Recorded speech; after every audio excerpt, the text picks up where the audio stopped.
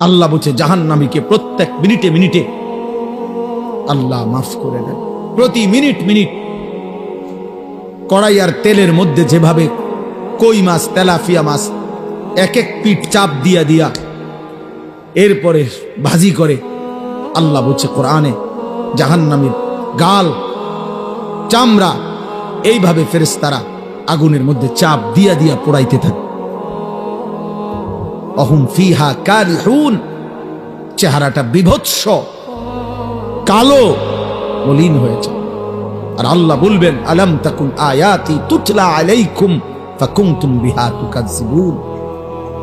আল্লাহ বলবেন নাফরমান বান্দা, আমার কোরআন, আমার বিধান, আমার কথা তোমার কাছে বারবার পৌঁছানো হয়েছিল। কত বক্তা কইল, একবার জোহরের পরে, একবার আসরের পরে, একবার মাগরিবের পরে, একবার এশার পরে, একবার শেষবারে, এভাবে বছরের পর বছর বলল। মসজিদের জুমায় কত ইমাম বয়ান করলো, কত আউলিয়া মাশায়েখ চোখের পানি ফেলে ফেললে তোমার কানে জাহান্নামের কথা পৌঁছাইছিল।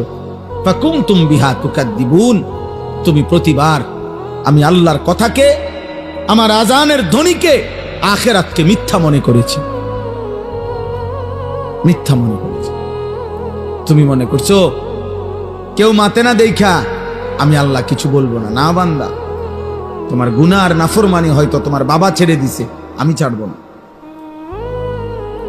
তোমার অসভ্যতার নষ্টামি, নোংরামি, চরিত্রহীনতা, লম্পট্য, বেহায়াপনা, নারী, ছবি, অস্থি দৃশ্য, গান, বাদ্য, গায়িকা, নর্তকী, মোবাইলের অশ্লীল ছবি আর রাস্তার ভিন নারী, তোমার এই রং তামাশার এই ফুর্তির জিন্দিগি। আল্লাহ বলেন হতে পারে তোমার মা শেষ পর্যন্ত কিছু আর বলে নাই, বাবা বলে নাই, এই পৃথিবীর সবাই ছেড়ে দিছে, আল্লাহ বলছে কসম বান্দা আমি ছাড়ব না।